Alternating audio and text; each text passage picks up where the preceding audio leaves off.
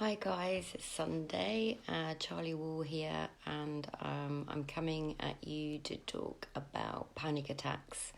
I am getting loads and loads and loads of messages from people saying that they're experiencing either an increase in panic attacks or they've experienced panic attacks for the first time in their life.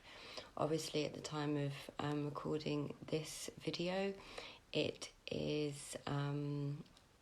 we're in the coronavirus pandemic, and in the UK we have been kind of on lockdown for around a week. So there are a lot of people writing to me at the moment, a bit scared, a bit frightened, either stuck in with family that might be difficult, or finding it difficult at home with the children out of routine, or stuck home alone. There seems to be a lot of fear around the future, what the future holds, health anxiety, and all kinds of things are coming up for people at the moment. So the question I wanted to speak to today is around panic attacks, because that seems to be like the most common thing that I'm hearing. People are frightened, they're scared, they're asking me what they can do when they have a panic attack. Now, I think the thing is, regarding anxiety and panic, is it's about understanding. It's about understanding how we are creating that physiological response in our system. And I'm just going to talk a little bit about that, because I think that might be helpful for people.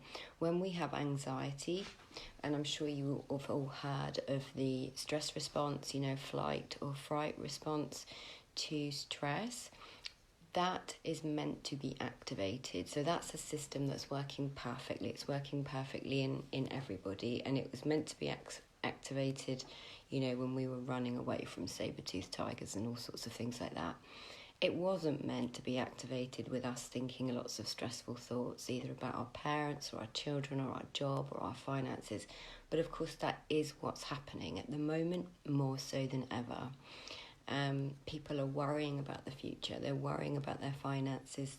They're possibly experiencing difficulty in their relationships, and it's like that feeling of being trapped. So we, very innocently, we're paying attention to a lot of thoughts, and with those thoughts, we're activating that stress response. Now, the stress response, which is brilliant, but obviously meant to be activated for survival, is only meant to be activated once every 24 to 72 hours, okay?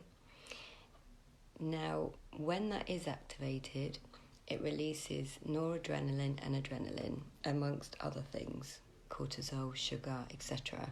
It turns off our immune system. It turns off other systems that we don't necessarily need if we are, in survival mode. Now, the more we activate that with our thoughts around future scenarios, for example, the more we're going to release adrenaline and noradrenaline, right?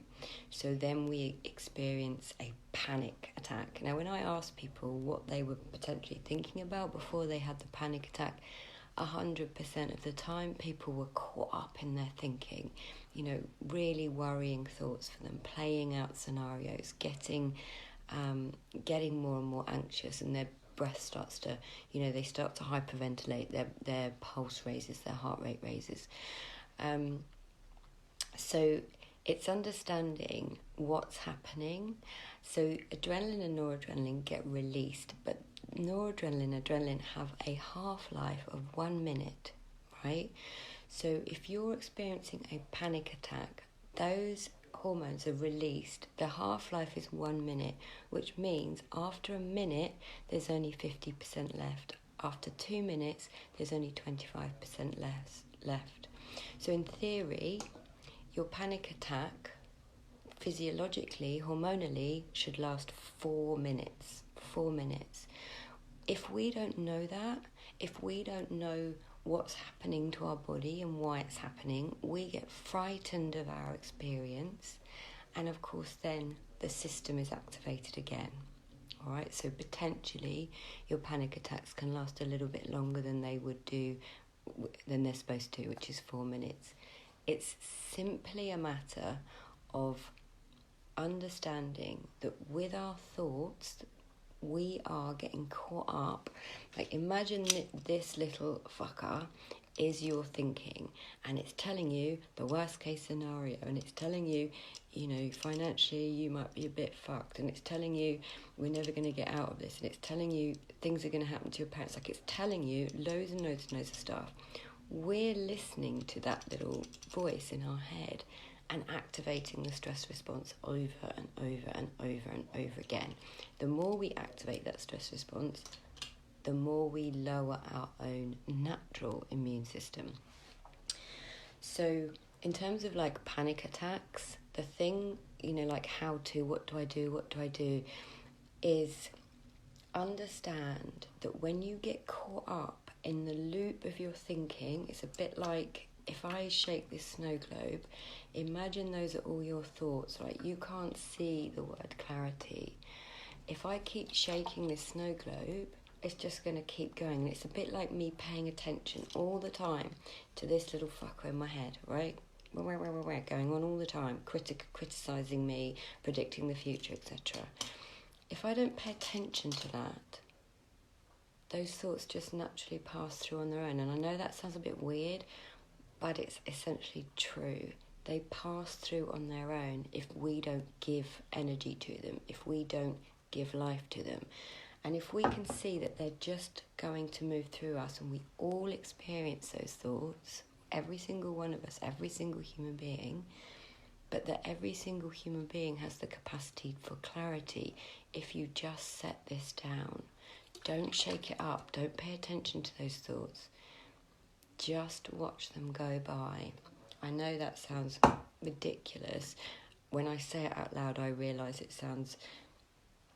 it can potentially sound unhelpful, but if you can see that those thoughts are not you, they don't mean anything, it's just this telling you the worst case scenario, and then we are innocently paying attention to that and activating the stress response.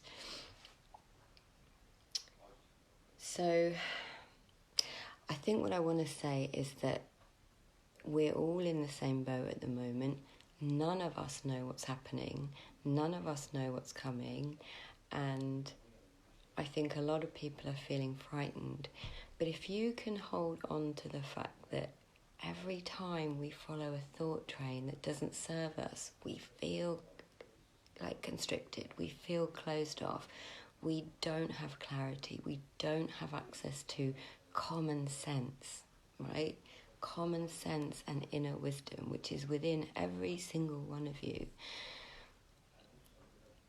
What I want to point you to is that you are okay. In this moment right now, you're okay. And as soon as you start paying attention to thoughts that tell you otherwise, that's when we get into physical trouble. And the more we pay attention to that, the more we start activating that stress response, which leads in the end to a panic attack. But that panic attack, if we're not scared of that, is actually your friend. It's trying to wake you up. It's trying to alert you to the fact that you're innocently paying attention to thoughts that are keeping you under par so that you don't have access to wisdom. Now, I talk more about this, a lot of this, and at a much deeper level in my circle group or in my 8-week program around anxiety and habits, because I also know a lot of people at the moment are eating and they're telling me that they can't stop. So I'm going to address that probably next week. But I've got a free support group you can come into, and I'll put the links around this video. But if you need any support around this, please get in touch. I'm happy to jump on a call with anyone, give them some support, try and help you understand how getting free from anxiety is easier than you think, because I did it. And if I can do it, I was like Miss Control Freak, Miss Anxious. I was a nightmare. I'd like to help you get free of it too. Please get in touch. Don't feel like you're on your own with this. And hopefully I'll see you next week. Take care.